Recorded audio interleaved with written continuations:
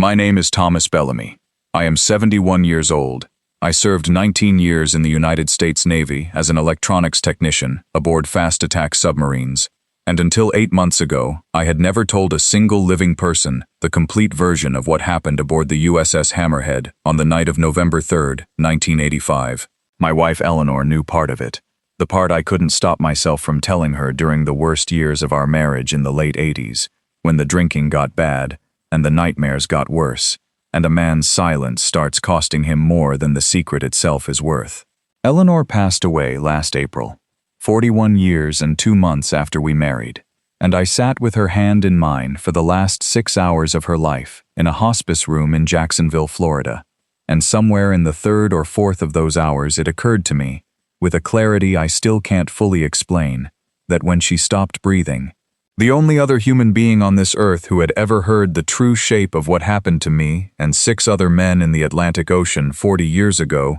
was going to be gone, and I was going to be the last one carrying it alone. And I have decided, in the month since her funeral, that I am not willing to let that happen. So I am recording this, not for money, not for attention, though I understand that whoever eventually puts this in front of an audience may package it in ways I wouldn't have chosen myself. I am recording it because Eleanor is gone, because I am the last man from that duty section still living as far as I know, and because 6 hours of my life that the United States Navy has never officially acknowledged happened deserve, before I follow her, to exist somewhere outside my own skull.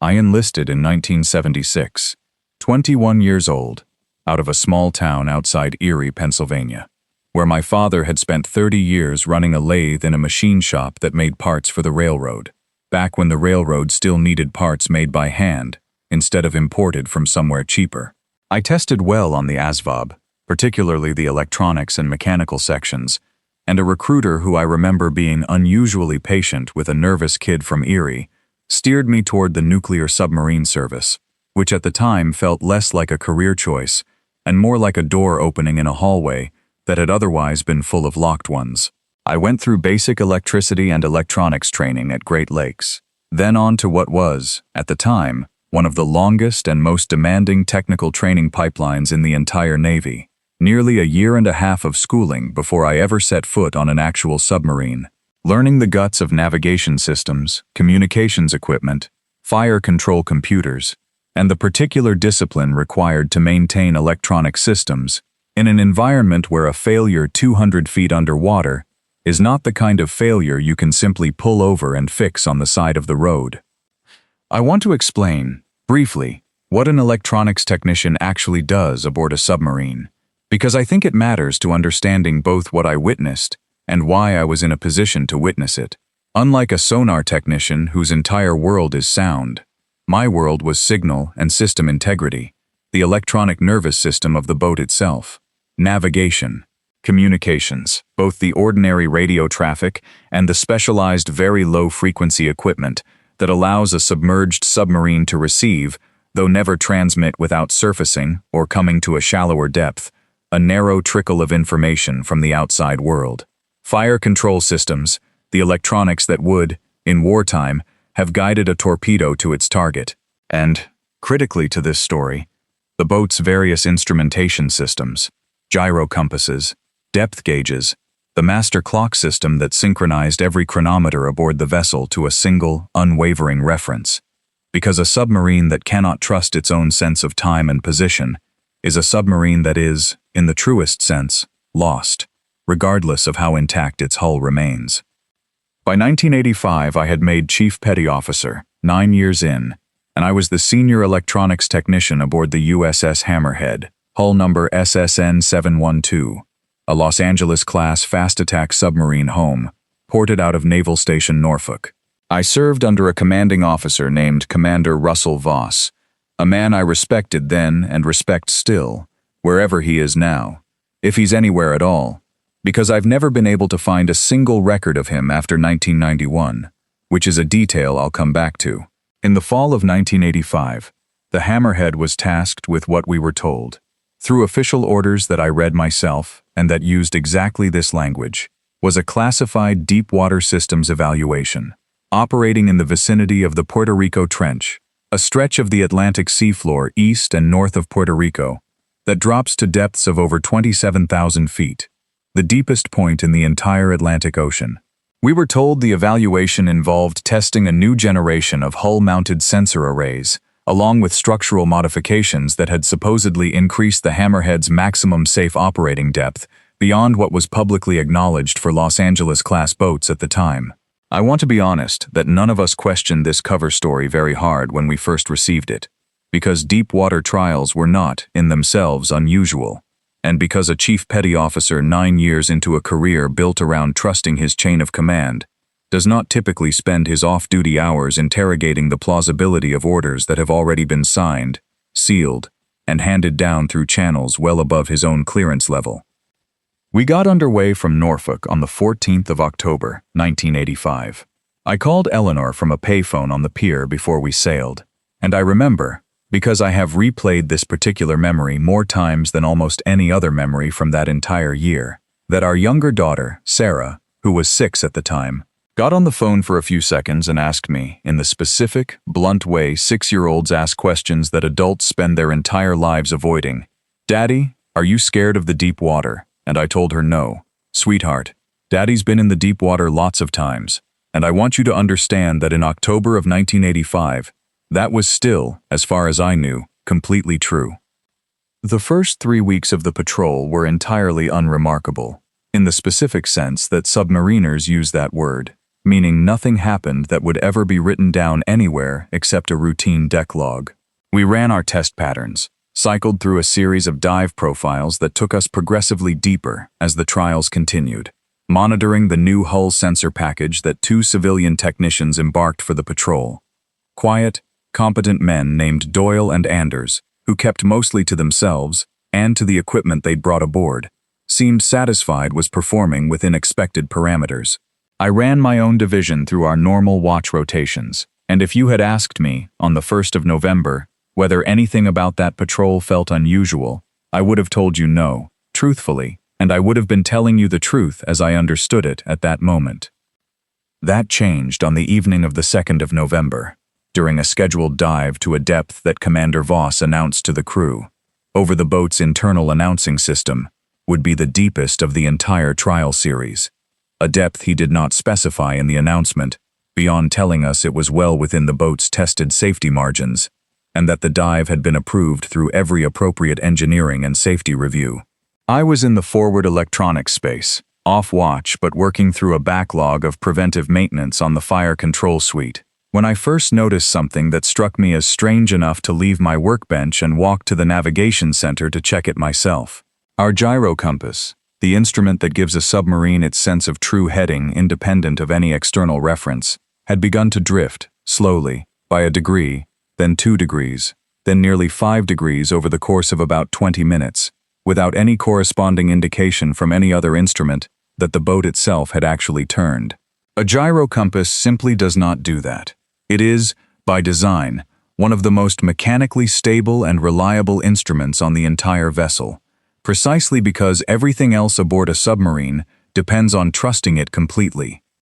I brought this to the attention of the navigator, a lieutenant named Grady, and by the time he'd confirmed the drift himself on a secondary instrument, we'd also started receiving reports, small ones individually but forming a pattern that made the hair on my arms stand up, the way it hadn't stood up since basic training, from other stations throughout the boat. The reactor operator reported a brief, unexplained fluctuation in a radiation monitoring instrument that should have been physically incapable of registering the kind of reading it briefly showed, a spike that lasted perhaps 4 seconds, and then vanished entirely, leaving no residual trace that the follow-up instrument checks could account for. A machinist's mate in the engine room reported that his wristwatch, an ordinary mechanical watch he'd worn through 2 previous deployments without issue, had simply stopped, frozen at exactly 21:14 hours, at almost precisely the same moment the gyro compass drift had begun. And Doyle, one of the 2 civilian technicians, came up from the equipment space he and Anders had commandeered near the torpedo room looking, according to 3 separate men who saw him in that passageway, like he had seen something that had genuinely frightened him, though he said almost nothing to anyone before disappearing back into that compartment and closing the hatch behind him. Commander Voss ordered the dive halted at our then current depth, which Lieutenant Grady later told me privately was still several hundred feet short of the planned maximum for that evening, and ordered a full systems check across every division on the boat. I was midway through my own division's check, cross-referencing my technicians' reports against the master clock system in the navigation center, when every single light on the USS Hammerhead went out at once. I want to try to describe what total darkness aboard a submarine actually feels like, because I don't think most people, even people who consider themselves comfortable with darkness, have ever experienced anything quite like it. There are no windows. There is no ambient light source anywhere in the natural world that can reach you. Not starlight, not moonlight, not the glow of a distant city on the horizon. Nothing. When the emergency battery-powered battle lanterns failed to engage automatically, which they were designed to do within a fraction of a second of any main power loss, the compartment I was standing in became a darkness so complete that I could not see my own hand when I raised it in front of my face. And I want you to understand that in 19 years in the submarine service, including 2 separate incidents involving actual emergency drills that simulated total power loss, I had never once experienced that particular failure, the battle lanterns not engaging, because that system had a backup battery specifically designed to make that failure essentially impossible. The boat went silent in a way that is almost harder to describe than the darkness. Understand that a submarine underway is never actually silent, not to the men who live aboard it. There is a constant low hum of ventilation fans, the whine of hydraulic systems, the distant thrum of the reactor plant and the turbines it drives, a whole symphony of mechanical noise that becomes so much a part of a submariner's experience of being alive that most of us stopped consciously hearing it within our first few months aboard. When the power failed, all of it stopped, all at once, and the silence that followed was not peaceful. It was the specific physical silence of a machine that has died, and every man aboard that boat understood, in his body before his mind had time to catch up, that a submarine with no power, 2,200 feet or more below the surface of the Atlantic Ocean, is a steel tube being held together against an ocean's worth of crushing pressure by systems that were, in that moment, no longer running. I heard Commander Voss's voice almost immediately, and I want to say, clearly and with all the respect I can put into a sentence, that Russell Voss's voice in that darkness is the single strongest piece of evidence I have ever encountered in my life for what real, trained, disciplined courage actually sounds like. He did not shout. He said, calm as a man reading a grocery list, "All stations report status." Verbally, deck to deck, and within maybe 30 seconds, in absolute pitch darkness, 7 compartments worth of frightened men began calling out their status in the flat. Procedural cadence the Navy had spent years training into all of us, specifically so that our voices would still work correctly, even when the rest of us were not entirely sure they would. Reactor operator reporting reactor scram, no active fission, decay heat only. Engine room reporting all propulsion offline. My own voice, when it came to me, reported electronics division standing by, no instrumentation available.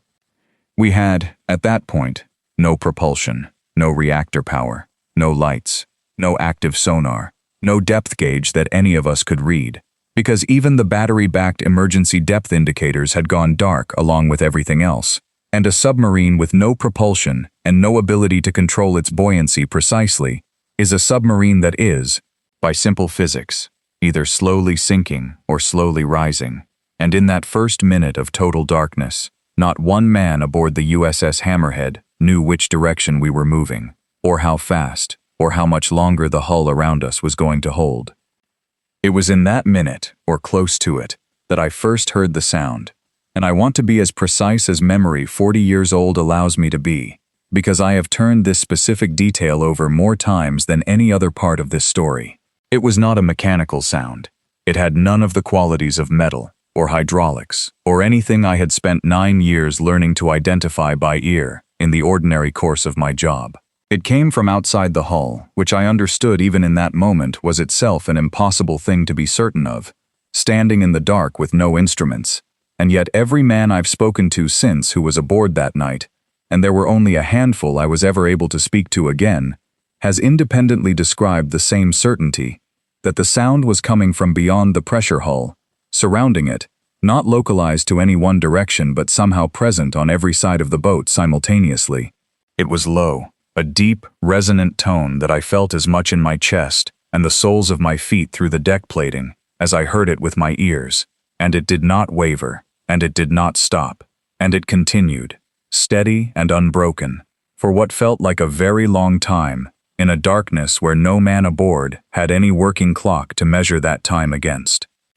I want to tell you about Petty Officer Second Class Daniel Kowalski, because what happened to him that night is the part of this story I have carried the heaviest, heavier even than the 6 lost hours themselves. Kowalski was a machinist's mate, 24 years old, from a large Polish Catholic family in Milwaukee, and he was, without exaggeration, one of the most devoutly religious young men I served alongside in 19 years, the kind of sailor who kept a small rosary tucked inside his coverall pocket against regulation, and nobody ever had the heart to write him up for it. Kowalski was standing watch in the auxiliary machinery space, 2 compartments from where I was, when the lights failed, and machinist's mate First Class Reyes, who was standing the same watch beside him, told me afterward, in a shaking voice I will never forget, that in the total darkness, with that tone pressing against the hull from every direction, Kowalski had begun, quietly at first, and then not quietly at all, reciting scripture, not the rosary, something else, verses Reyes didn't recognize at the time but that I was able to identify years later, after enough searching through a Bible I'd never previously had much use for, as coming from the book of Job, the 38th chapter, where God is described asking Job where he was when the foundations of the earth were laid, and asking him whether he had ever shut in the sea with doors when it burst forth from the womb, and Reyes told me that Kowalski kept repeating one line in particular, over and over, in the dark, with that tone still pressing in around them, a line that goes, "Hitherto shalt thou come, but no further, and here shall thy proud waves be stayed." And Reyes said that by the 4th or 5th repetition, he had started saying it along with him. Not because he was a religious man himself, he told me plainly he wasn't, but because he said it was the only thing in that compartment that felt, in his exact words, like it was pushing back against something, instead of just waiting to find out what was going to happen to us. I do not know, to this day, whether that verse mattered in any mechanical or spiritual sense to what happened next. I am not going to tell you it caused anything. I am also not going to tell you it didn't, because I have decided, at 71 years old with my wife 8 months in the ground, that I am done pretending to a certainty about the nature of that night that I have never actually possessed. Roughly, and I say roughly because none of us had any way to measure it precisely at the time, 20 minutes into the darkness, Lieutenant Grady, who had made his way by feel and memory from the navigation center to the control room to be near Commander Voss, reported something through the sound-powered phones, an emergency communication system that ran on its own self-contained power source, independent of the boat's main electrical grid, and had, remarkably, continued to function throughout the entire event. Grady reported that a faint light had become visible through the number 2 periscope's optical path, which should have been showing nothing but the absolute blackness of deep ocean water at whatever depth we were at, and that the light appeared to be moving, slowly, along what he described as a curve, as though something enormous were passing close along the length of the hull itself. Commander Voss, working entirely by feel in the dark control room, made his way to the periscope stand himself and looked through the optical path directly, and I was told afterward, by more than one man who was in that control room and heard him say it, that Voss, a man who in 9 years of my serving under him had never once raised his voice in anger or shown a flicker of anything resembling fear in front of his crew, said, quietly, into the dark, "Dear God," and then said nothing else at all, for close to a full minute.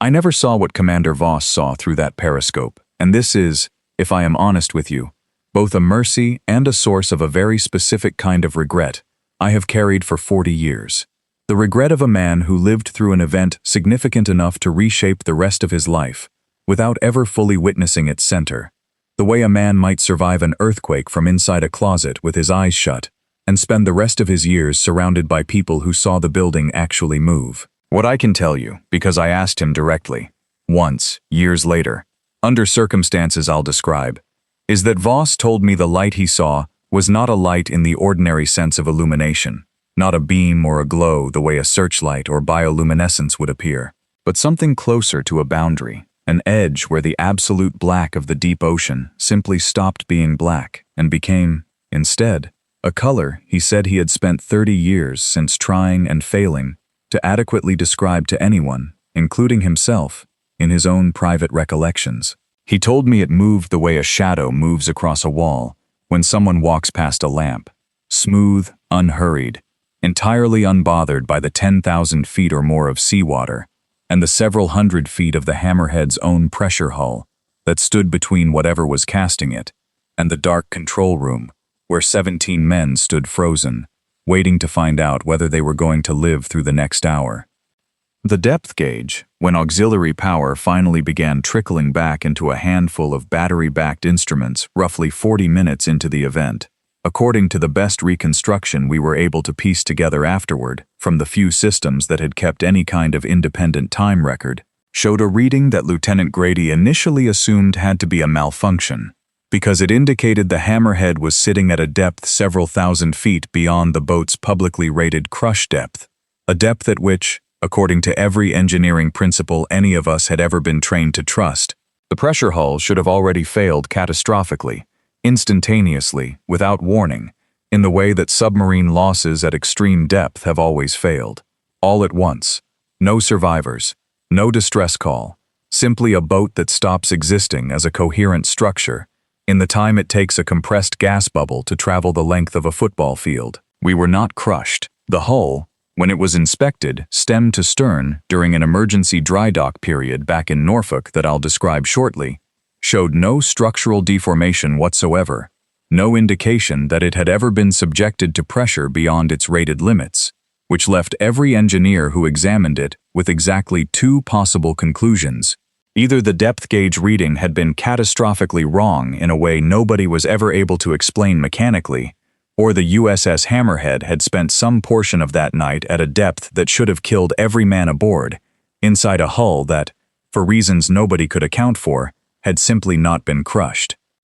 Daniel Kowalski went missing from his watch station sometime during the second hour of the blackout, and I want to describe how we discovered this, because the sequence of events matters. Reyes, his watch partner, told the subsequent internal inquiry, and told me privately the same story years apart, with no variation I was ever able to detect, that Kowalski had been beside him the entire time, close enough to touch, reciting that same verse from Job, when the tone outside the hull suddenly increased in intensity, becoming, in Reyes's words, loud enough that it stopped feeling like sound and started feeling like pressure,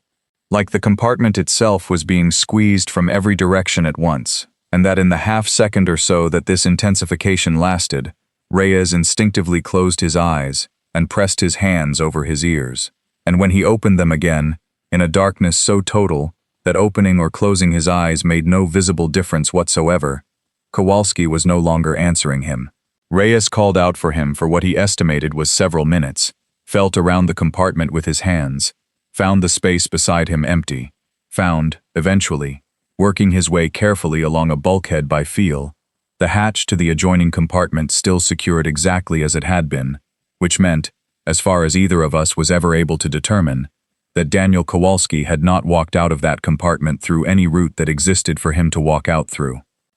He was found 4 hours and some minutes later, after main power had been partially restored, not in the auxiliary machinery space where Reyes had lost him,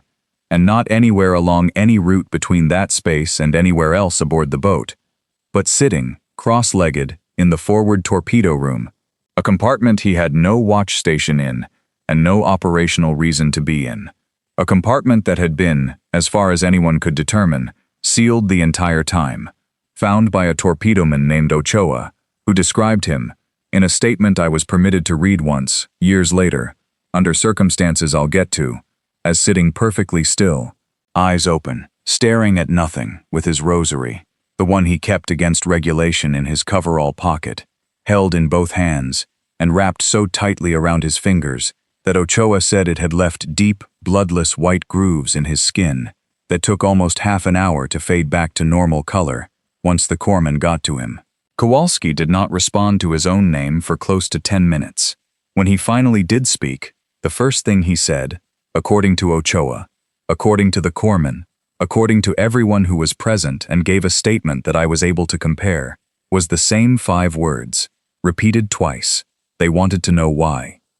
They wanted to know why. Kowalski never elaborated on that sentence in any way that made sense to me. Not that night. Not in the 2 subsequent occasions I managed to speak with him before our paths separated for good. Not in the one strange, brief letter he sent me in 1991 that I'll describe later. He would say, when pressed gently by the corpsman that night, and later by men with far less gentleness in a facility neither of us had ever heard of before that week, that he remembered a light and a feeling of being asked a question, over and over, patiently, the way you'd repeat a question to a child who hadn't understood it the first several times, and that the question itself, whatever it actually was, had arrived in his mind not as words in English or any other language, but as something closer to a pressure behind his own eyes that his mind had translated, afterward, imperfectly, into the only shape it had available, which came out as those 5 words. They wanted to know why. Why what? I asked him, the one time I worked up the courage to ask him directly, sitting across from him at a diner outside Norfolk in the spring of 1986, both of us out of uniform, both of us still under an obligation neither of us fully understood the scope of, and Kowalski looked at me for a long time before he answered. And what he said was, "Why we keep looking for them, Tom." That's the closest thing to a translation my head ever gave me. Why we keep looking for them, when every single time, we're so afraid of what we find.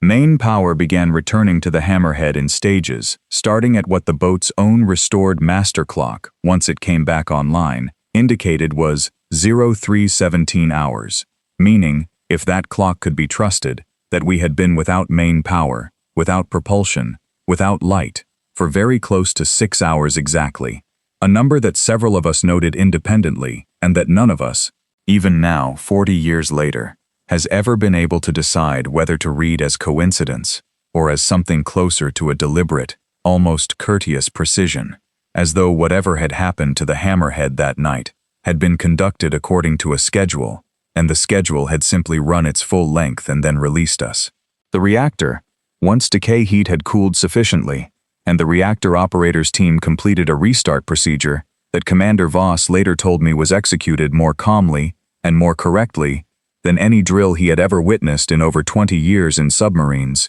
came back online without any of the damage that a scram at that depth, under those conditions, should by every engineering principle have caused. The gyro compass, once power was restored, settled, within about 10 minutes, back onto a heading that matched, almost exactly, the heading we'd been holding before the blackout began, which was itself strange, because dead reckoning based on our last known position, our last known heading, and any reasonable estimate of drift over 6 hours with no propulsion in Atlantic currents at that depth, should have put us dozens of miles from where our restored navigation systems now insisted, with apparent confidence, that we actually were. We surfaced a little after dawn, and Commander Voss transmitted what I later learned was an extraordinarily carefully worded emergency status report, one that I have to assume, based on everything that happened afterward, used language specific enough to trigger an immediate and very particular kind of response from somewhere well up the chain of command. Because within 11 hours of that transmission, a helicopter that none of us had been given any advance notice of rendezvoused with the Hammerhead on the surface, and 4 men in civilian clothes came aboard, and I recognized, the moment I saw the careful, unhurried, deliberately unremarkable way they carried themselves, moving through our boat like men who had done this exact thing before on other boats in other years, that whatever had happened to us that night was not, in fact, unprecedented, whatever else it might have been. They did not give us their real names, or at least, I have no reason to believe they gave us their real names. The one who spent the most time with me personally, over the following 3 days of individual and group interviews conducted first aboard the boat and then, after we returned to Norfolk, at a facility I was flown to blindfolded for the last 20 minutes of a car ride, whose overall duration I estimated, based on nothing more scientific than counting in my head, at just under 2 hours, introduced himself only as Mr. Sorrell. Mr. Sorrell asked me detailed technical questions about the instrumentation failures, about the exact sequence of events as I'd observed them, about the gyro compass drift, about the radiation monitor spike, about the master clock discrepancy, and I answered every question honestly and completely, because at that point in my career I had never once been asked to do otherwise, and it had not yet occurred to me that honesty and compliance were about to become two very different things. The document I was asked to sign, on the third day, in a windowless room with fluorescent lighting that hummed at a frequency I have hated the sound of ever since, was similar in its broad shape to what I would later learn other men in other programs had also been asked to sign, though I want to describe the specific language of my own copy, because I read it 3 times before signing it, and I have never forgotten the particular sentence that made my hands go cold as I held the pen. It described the events of the 3rd of November, 1985, only by a program designation, Hammerhead Incident, and it stated that I acknowledged the events involved matters whose disclosure could reasonably be expected to cause, and I am quoting this phrase exactly because it is burned into me word for word, exceptionally grave and irreversible damage to the national security interests of the United States. Irreversible, not grave, which I had seen in other classification language before. Irreversible, a word chosen, I have always believed, specifically because somebody drafting that document wanted the men signing it to understand that whatever they had witnessed was being treated not as a secret that might someday safely be declassified with the passage of enough time, the way ordinary military secrets eventually are, but as a wound to the country's understanding of itself that could never, under any future circumstance, be safely reopened. Daniel Kowalski did not sign the same document I signed. He was flown somewhere I was never told the location of, separately from the rest of us, within about 18 hours of Ochoa finding him in that torpedo room, and I did not see him again for almost 5 months, and when I did see him, at that diner outside Norfolk in the spring of 1986, he had been medically separated from the Navy on a disability discharge that listed, on paperwork he showed me with a kind of bitter, exhausted laugh that I still hear sometimes in my own memory late at night, a diagnosis of acute stress reaction with dissociative features, a diagnosis I have no doubt was medically real in its symptoms, and completely, deliberately dishonest about its actual cause. I want to tell you about the years that followed, because I think, the same as I suspect the man who told a similar story about a different boat and a different ocean before me has already told you, that the years afterward are where a story like this actually does its lasting damage, far more than the 6 hours themselves ever did. I finished out my Navy career, another 9 years after the incident, made senior chief in 1990, and retired in 1995, with a record that showed nothing unusual, nothing that would tell any future historian that Senior Chief Thomas Bellamy had spent 6 hours in absolute darkness in November of 1985, listening to a tone that pressed against a submarine's hull from every direction at once. I married Eleanor in 1983, 2 years before the incident, so she had known me, briefly, as the man I was before it happened, and she spent the following decade watching that man slowly recede behind a wall he wouldn't explain, and couldn't fully explain even to himself. I started drinking heavily in the years after 1985, not at work, I was too disciplined for that, too much chief in my bones, but at home, alone, in a converted garage workshop where I told Eleanor I was tinkering with old radio equipment, which was true, as far as it went, except that a lot of those nights involved considerably more bourbon than actual soldering.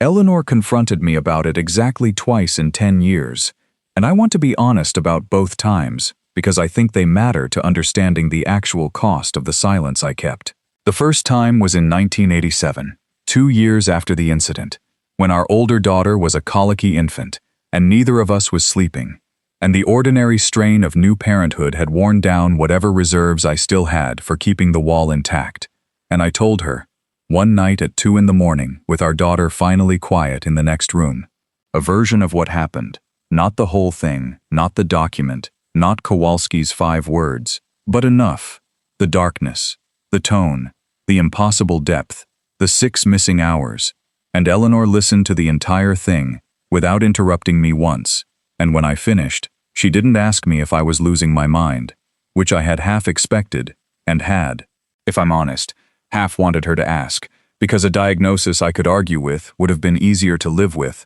than a wife who simply believed me completely and immediately, without a single moment of doubt, which is exactly what she did. She asked me instead whether I thought it was going to happen again. I told her I didn't know. She said, "Then I guess we live with not knowing," and she put her hand on my chest, over my heart, the way she used to do when I couldn't sleep. And she never brought it up again unprompted for another 11 years, though I know now, because she told me so herself in the hospice room last April, that she thought about it, quietly, on her own, far more often than she ever let on to me, because she didn't want to add the weight of her own fear to whatever I was already carrying. The second time was in 1998, 3 years after my retirement, when the drinking had gotten bad enough that she finally told me, calmly, without anger, that she was going to leave and take the girls if I didn't get help. And I got help. And I want to say clearly that Eleanor Bellamy is the reason I lived to be 71 years old, instead of becoming one more Navy veteran whose family found him in a garage one morning, having finally let the bourbon finish. What an unexplained tone from the bottom of the Atlantic Ocean had started 13 years earlier. She never asked me for the rest of the story after that. She simply loved the parts of me the wall let her reach, for another 26 years, until last April. And I think that is a kind of courage that deserves at least as much recognition in this recording as anything Commander Voss did in that darkened control room in 1985.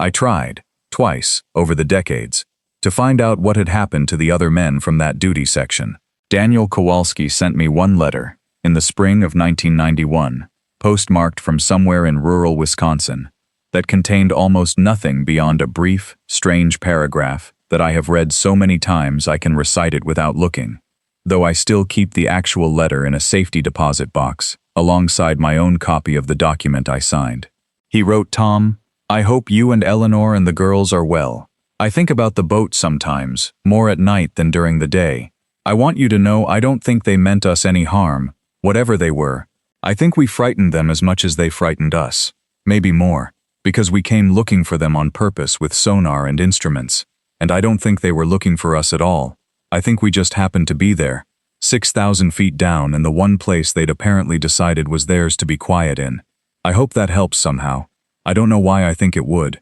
Take care of yourself. Danny." That was the entire letter. I wrote back within a week and never received a reply. And the address, when I tried it again a decade later out of a stubborn, aging man's need to close a loop that had been open for far too long, no longer existed. The house apparently sold. The family, if he'd ever started one, untraceable through any method available to a retired Navy chief, with no investigative training and no legal authority to compel anyone to answer his questions.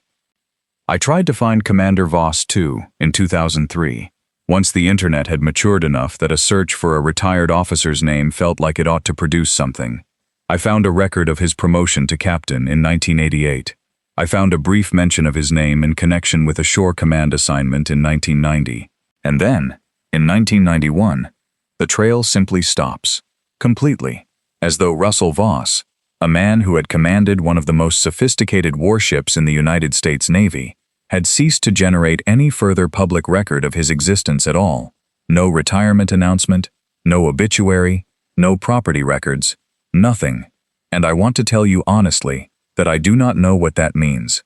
and that I have spent no small amount of the last 20 years turning over the two most obvious possibilities, that he simply lived out the rest of his life with unusual and deliberate thoroughness in avoiding public records, which some men in his former line of work absolutely do,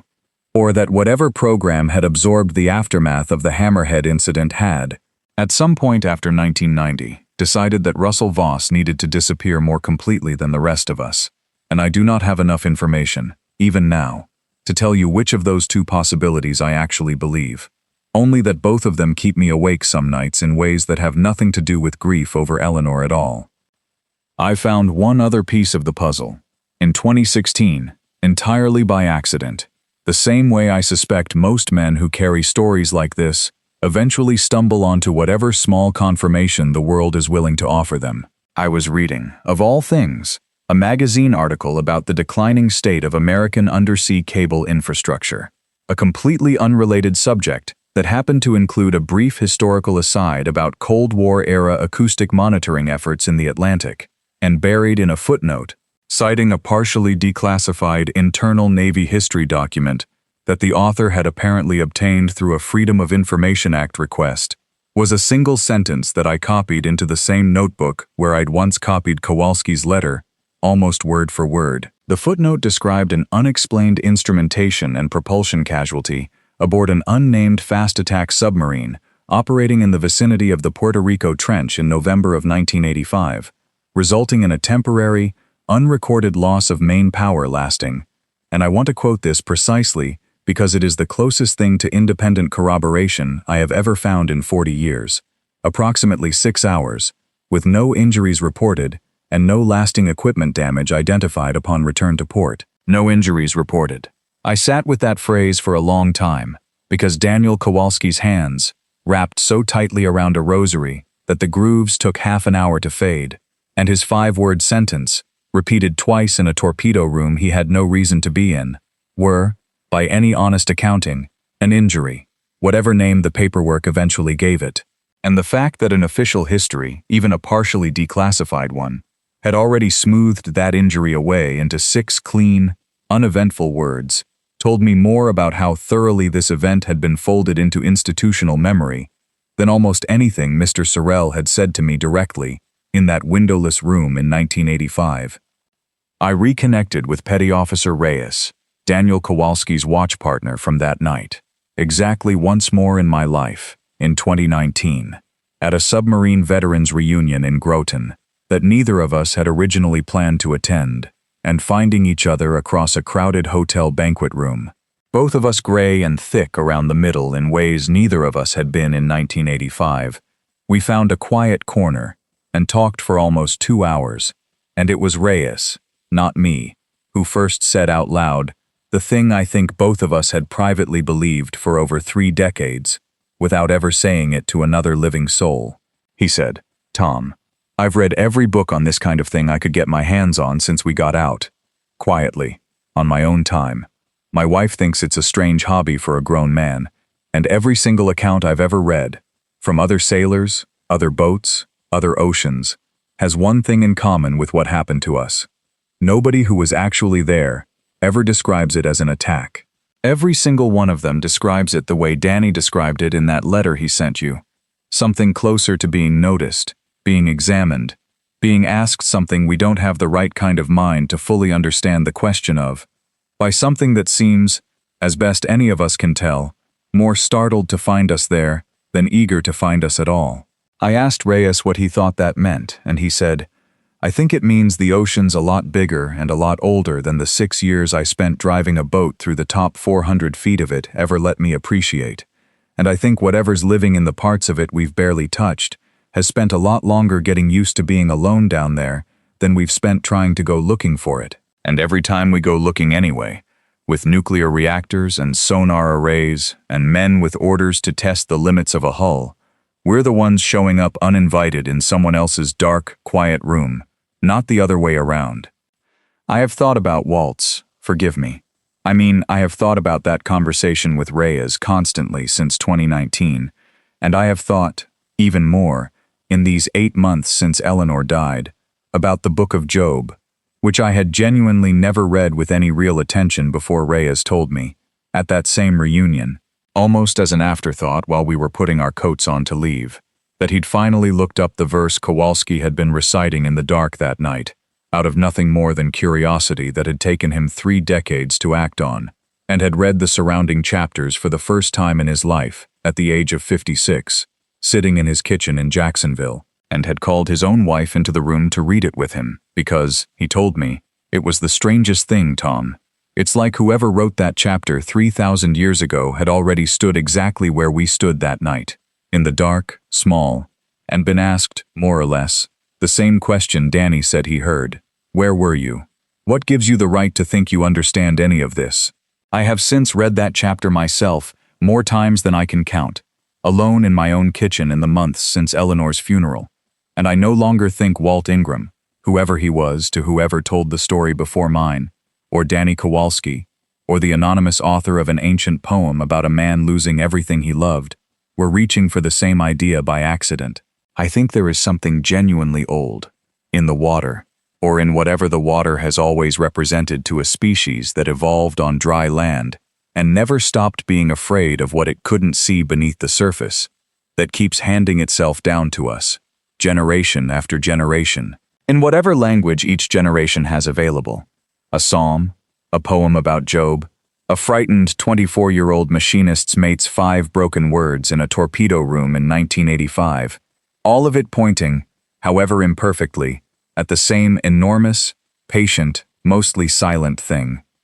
I promised earlier that I would tell you about the circumstances under which I was permitted to read Ochoa's statement about finding Kowalski in the torpedo room, and about the one occasion I managed to speak privately with Commander Voss about what he'd seen through that periscope, and I want to keep that promise now, because both of those things happened at the same event, an event that I still consider one of the stranger footnotes to an already strange story. In 1994, 9 years after the incident, I received an unexpected letter, forwarded through official Navy channels, inviting me to what was described only as a technical debrief and equipment retirement ceremony connected to my prior service, to be held at a Navy facility in Virginia that I was, this time, driven to openly, without a blindfold, though I noted, arriving, that the building itself had no exterior signage of any kind beyond a numbered gate. I want to be clear that I don't fully understand, even now, why this event happened at all, or why I was invited, but my best working theory, formed over years of thinking about it, is that some portion of the program that had absorbed the Hammerhead incident was undergoing what I can only describe as an internal transition, personnel retiring, priorities shifting with the end of the Cold War, and somebody in a position to make that decision had judged that a final, controlled, in-person accounting with the surviving witnesses, conducted one last time under maximum security conditions, was preferable to simply letting 9-year-old questions sit unanswered in the heads of men who might, someday, decide on their own to go looking for answers less carefully. I saw Commander Voss again that day, promoted by then to captain, and I saw Reyes, and I saw, though we were kept largely separate and only permitted brief, supervised conversation, Daniel Kowalski, thinner than I remembered him, quieter, but recognizably himself, still wearing, I noticed, a small chain around his neck that I suspected, correctly as it turned out when I finally asked him, held the same rosary. A different Mr. Sorrell, or perhaps the same one aged 9 years, I was never entirely certain, walked each of us individually through a summary of what the program had, in the intervening years, apparently managed to piece together about the events of November 1985, using language that was noticeably more forthcoming than anything I'd been told in 1985 itself. Though still, I want to be honest, frustratingly incomplete in ways that felt deliberate rather than accidental.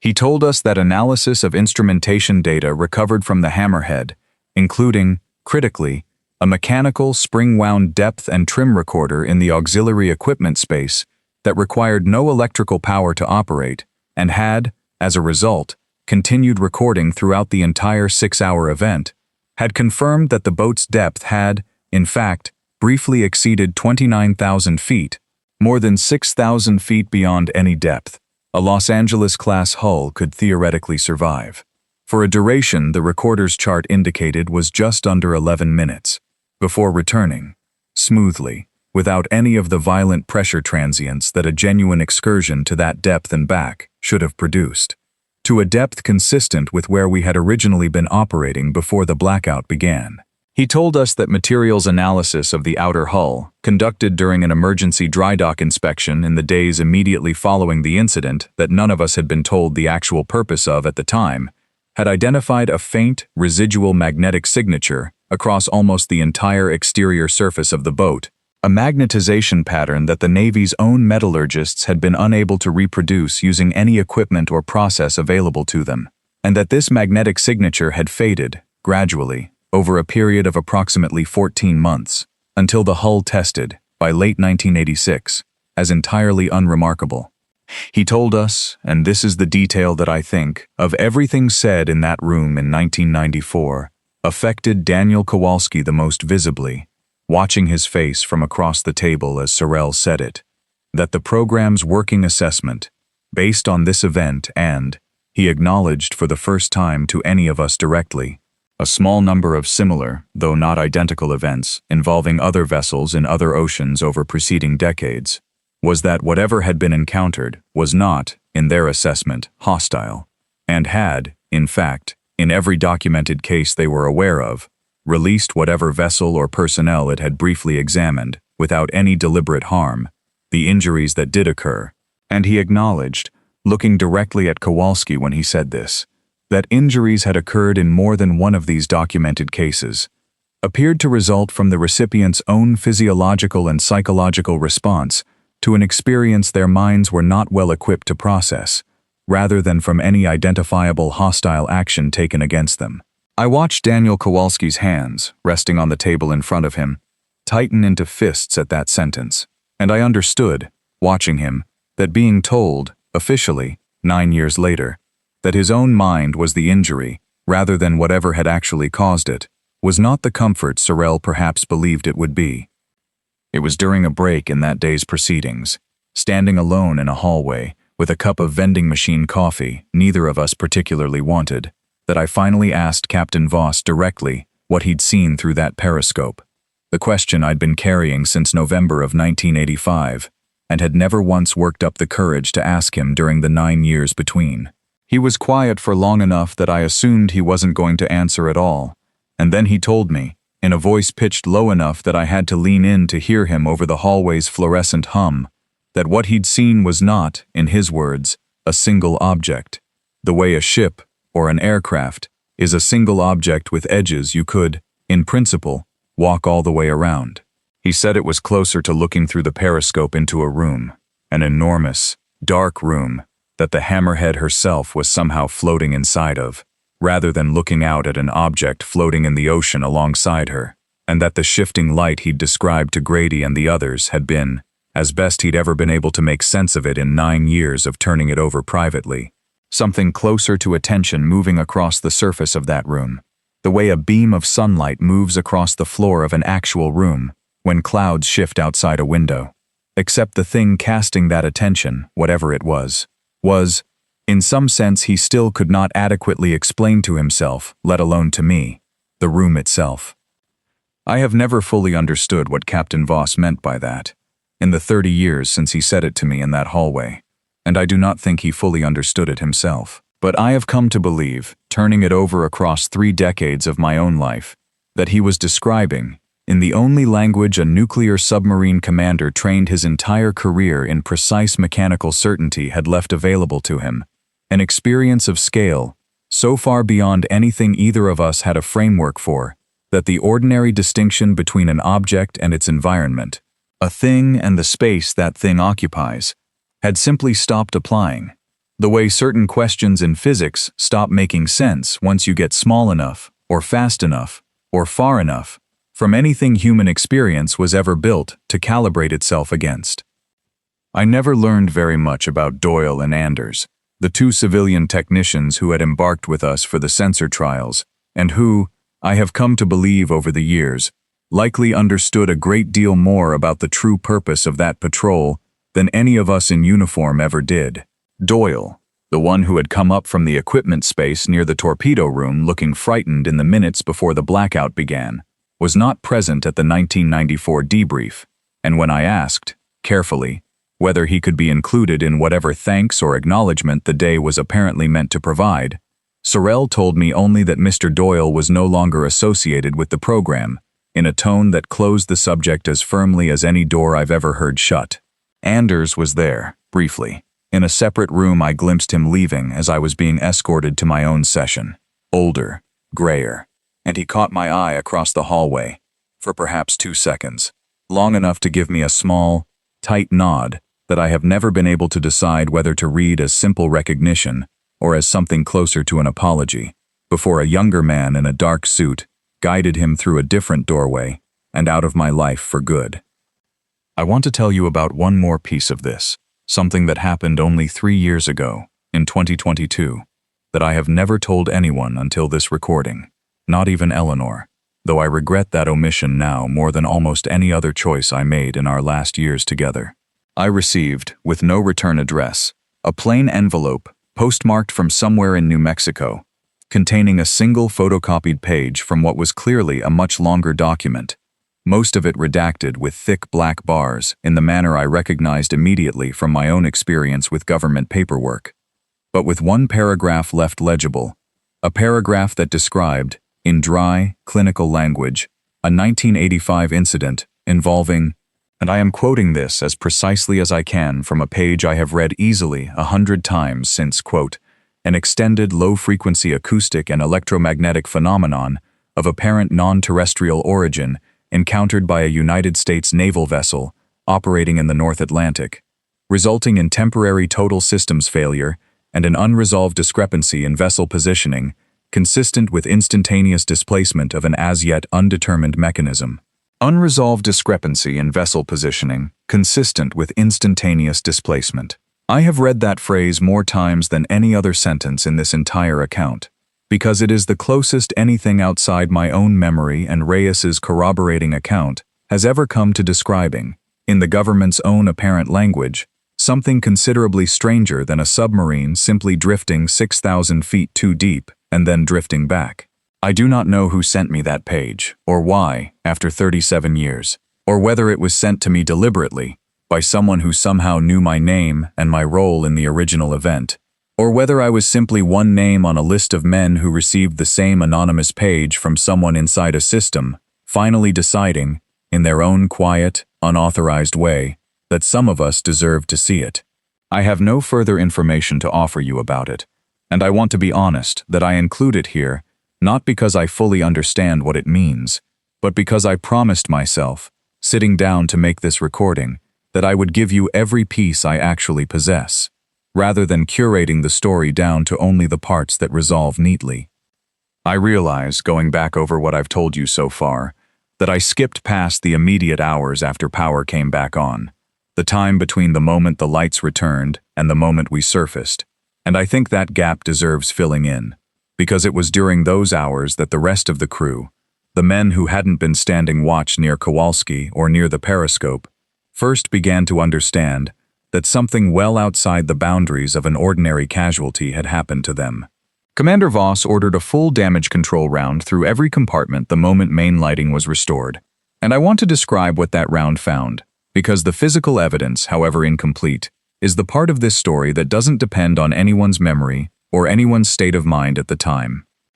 Every unsecured loose object made of ferrous metal aboard the boat, tools left in a rack, a metal clipboard in the control room, a set of wrenches in the engine room, was found displaced from wherever it had been stowed, not thrown or scattered the way a violent maneuver or a depth charge near miss would have scattered them, but drawn, consistently, toward the outboard side of whatever compartment they'd been sitting in, as though something had briefly exerted a gentle, unified pull across the entire length of the hull from one direction. 3 of my own technicians reported, independently, before they had any chance to compare notes with each other, that their wristwatches, mechanical ones, the kind that don't depend on a battery, had all stopped at exactly 21:14 hours, the same time the machinist's mate in the engine room had reported earlier, a detail that Lieutenant Grady found deeply unsettling once he laid out all the stopped watches side by side on the wardroom table and confirmed, using a jeweler's loupe he happened to have aboard for fine instrument work, that all 3 had stopped not from impact damage or from simply running out of wind, but from what he described as a kind of instantaneous magnetic seizure of the internal mechanism, as though every tiny gear and spring inside 3 separate watches had been frozen in place by a force acting on all of them simultaneously. The corpsman, a petty officer named Alvarez, who I want to make sure gets some mention in this account, because he handled that night with a steadiness I've always admired, examined every man aboard during that damage control round, and reported to Commander Voss, in a summary I read myself years later, that with the exception of Kowalski, every crew member showed only mild, consistent symptoms: headache, mild disorientation, a faint metallic taste that several men described independently without prompting each other, all of which resolved within about 24 hours with no lasting effect, that Alvarez, or the more thorough medical examination we all received once we returned to Norfolk, was ever able to detect. I want to be honest that I have wondered, in the decades since, whether that uniform, mild, self-resolving set of symptoms across 16 men, contrasted against the single, much more severe reaction Kowalski experienced, says something about individual vulnerability that medicine still doesn't have good language for, or whether it simply says that Daniel Kowalski happened to be standing closest, in whatever sense of closest actually applied that night, to whatever the rest of us only brushed up against at the edges. Commander Voss's own deck log entry for that watch period, which I was shown briefly during the 1994 debrief and which I understand, though I cannot verify this personally, was later removed entirely from the boat's official permanent record and replaced with a sanitized version describing a routine reactor scram and restart, read, in its original form, with a restraint I have always found more chilling than any dramatic language could have managed. It described the sequence of instrument anomalies, the total power failure, its precise duration, and the depth recorder discrepancy, in flat, procedural Navy language, and closed with a single sentence that Voss had apparently written entirely on his own initiative, not required by any standard log format I've ever seen before or since, that read simply, "Cause of casualty undetermined. Recommend further inquiry beyond the scope of this command." I have always believed that sentence, 6 words longer than it needed to be, was Russell Voss's own quiet, permanent refusal to let the event be filed away as fully explained, even though he knew, writing it, that the log itself would very likely never survive in its original form long enough for anyone outside a small circle of cleared officers to ever read that sentence at all.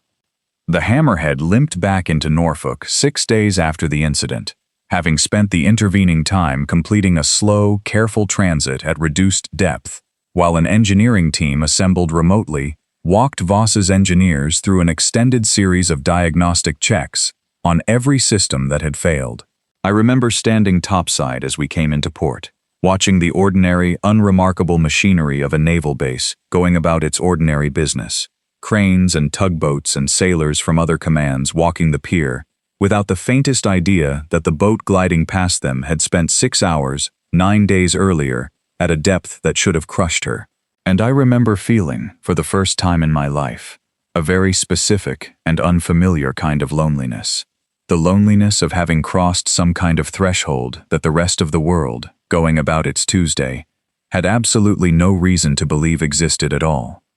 The crew scattered, in the ordinary way Navy crews scatter after a patrol, to leave, to family, to the small, mundane errands of re-entering a life that had continued without them for weeks. And I want to tell you that in the first several days back, before any of us had been read into the full scope of what we were and weren't permitted to discuss, there was a strange, unspoken solidarity among the men who'd been aboard that night, a way we'd nod at each other in the halls of the boat during turnover periods that carried more weight than the nod itself would suggest to anyone watching who hadn't been there. That solidarity faded, gradually, over the following months as men transferred to new commands, as the individual debriefs and the individual documents we each signed separately began, deliberately I now believe, to isolate us from each other, making each man's memory of that night a private possession rather than a shared one, which I have come to understand, with the clarity distance provides, was very likely a specific and intentional feature of how the program managed us, not an accident of ordinary Navy personnel rotation at all. A secret shared among 16 men who reinforce each other's memory of it regularly is a fragile kind of secret. 16 separate men, each alone with his own increasingly uncertain recollection, each quietly wondering whether he's remembering it right or whether the others even remember it the same way at all, is a much more stable and much more easily contained kind of secret. And I believe now that someone above Mr. Sorrell's pay grade understood that difference very well in 1985. I requested and was granted orders to a different boat within 4 months of the incident. And I want to be honest that I requested that transfer specifically because I could not continue standing watch in an electronic space without my hands beginning to shake every time an alarm sounded, even the most routine and expected alarms. Drills we ran monthly that I had stood through calmly 100 times before November of 1985, and could no longer stand through without my heart trying to climb out of my own chest. Nobody in my chain of command ever asked me directly why I wanted the transfer, which told me, even then, that whoever approved it already understood the reason better than I was willing to say out loud myself. My daughters grew up with a father who flinched at loud, sudden mechanical sounds, who wouldn't go near open water past his waist, even on family vacations to beaches Eleanor picked, specifically because they were calm and shallow, and about as far from a submarine trench as a body of water can be, who kept, in a nightstand drawer neither of them ever thought to ask about, a rosary that wasn't mine, that Daniel Kowalski had pressed into my hand at that diner in 1986 and told me to hold on to for him, because he said he had another one and didn't want to be the only man from that compartment who got to keep something that had survived it. My older daughter Catherine asked me once, when she was maybe 15, why I never liked the ocean, and I told her I'd had a bad experience in the Navy that I wasn't allowed to talk about, which was, strictly and technically, entirely true, and which satisfied a 15-year-old's curiosity in exactly the way I had learned, by then, to satisfy it, with a sentence honest enough to survive a follow-up question, but incomplete enough to close the subject before it could go any further.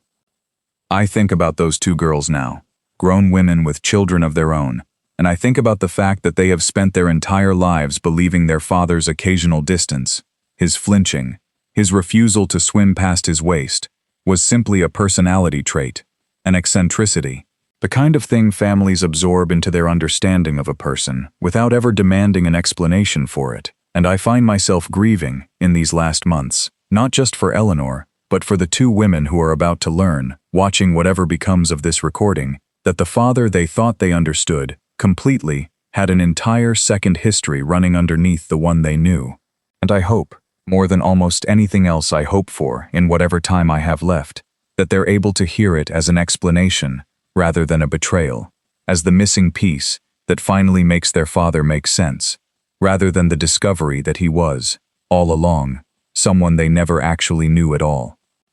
I want to go back to Eleanor now, because I think I've spent enough of this recording on the mechanics of what happened in 1985, on depth gauges and mechanical recorders and men with false names in windowless rooms, and not nearly enough on the actual reason I'm making this recording at all, which has very little to do with the Navy and everything to do with a woman who spent 41 years loving a man who could only ever hand her a fraction of himself, and who never once, in all that time, made me feel like the fraction wasn't enough. Eleanor was diagnosed with ovarian cancer in the fall of 2023. Caught late, the way that particular cancer is so often caught late. And we spent the following 6 months doing the specific, exhausting, tender work that a couple does when one of them is dying, and both of them know it. Appointments and paperwork and long afternoons on the back porch, not talking about the thing that was happening, because we'd already said most of what needed saying about it in the first difficult weeks after the diagnosis. In March of last year, about a month before she passed, Eleanor asked me, out of nowhere, sitting in her hospital bed with an IV line taped to the back of her hand, whether I still thought about the boat. I told her I did, more than I let on, and she said, "Tom, I want you to promise me something, and I want you to actually do it this time, not just say yes to make a dying woman feel better." She said, "I want you to tell somebody the whole thing, not the piece you told me in 1987, the whole thing, once I'm gone, and I want you to stop deciding, on your own, that the rest of the world can't handle carrying a little bit of what you've been carrying alone for 40 years. I asked her why it mattered to her, and she looked at me for a long moment, and she said, "Because I've watched what carrying it alone did to you for 4 decades, Tom, and I don't want Danny Kowalski's grandchildren, if he has any, or Russell Voss's family, wherever he is, or our own granddaughters, to grow old the way you did. Half a man in a room nobody else was ever let into. That's the whole reason. I don't need to understand what happened down there. I just don't want it to keep being a room only you're allowed in." I sat with her hand in mine for the last 6 hours of her life on the 14th of April, and I want to tell you, because I think it belongs in this recording even though it has nothing directly to do with 1985, that in the final hour, when her breathing had gone shallow and irregular in the way the hospice nurses had gently warned me to expect, I found myself, without any real decision to do it, quietly reciting the same verse Daniel Kowalski had recited in that pitch-black compartment 39 years earlier. Hitherto shalt thou come, but no further, and here shall thy proud waves be stayed. Not because I believed it would do anything, I still don't know what I believe about that, but because it was, in that moment, the only language I had available that felt like it was reaching for something large enough to hold what was actually happening in that room. The same way, I think now, it had been the only language Kowalski had available in a different dark room on a different night, reaching for something large enough to hold what was happening to him. My daughters do not know the full story. My granddaughters certainly don't. I have decided, in the months since Eleanor's funeral, that this recording is going to be the way they eventually learn it, rather than a conversation I sit them down for directly. Because I am, if I'm honest with you, still enough of the man who signed that document in 1985 that I don't think I could get through telling it out loud, face to face, to my own children, without the old training taking over halfway through and steering me back toward the careful, hedged, incomplete version I've been giving everyone for 40 years. It is easier, I've found, making this alone, in my own kitchen, talking to a camera instead of a face, and I understand that this makes me, in some sense, exactly the kind of man Eleanor was gently trying to talk me out of being for 4 decades, still choosing the version of honesty that costs me the least. Even now, even at the very end of it, I'm at peace with that particular failure. I think most honest men, looking clearly at their own lives, find at least one shape of courage they never quite managed to master, and I've made mine as complete as I know how to make it, within the limits of who I actually am. I want to say a few final things directly. The way the other account I understand has already been shared with some of you chose to close, because I think there's something valuable in that structure, in speaking directly to the people this actually touched, rather than simply narrating past them. To Daniel Kowalski, if you're somewhere out there and somehow see this, I should have been standing beside you in that compartment instead of 2 decks away doing paperwork. I have never stopped wondering whether it would have made any difference at all, or whether I would simply have been the second man that room decided to ask its question of. I hope, wherever you are, that you eventually found an answer to why that satisfied you better than the one Sorel gave us in 1994. To Reyes, who is, as far as I know, the only other man from that duty section still living, thank you for finally saying out loud, at that reunion in 2019, the thing I'd been too careful to say myself for 34 years. It helped more than I think I managed to tell you that night.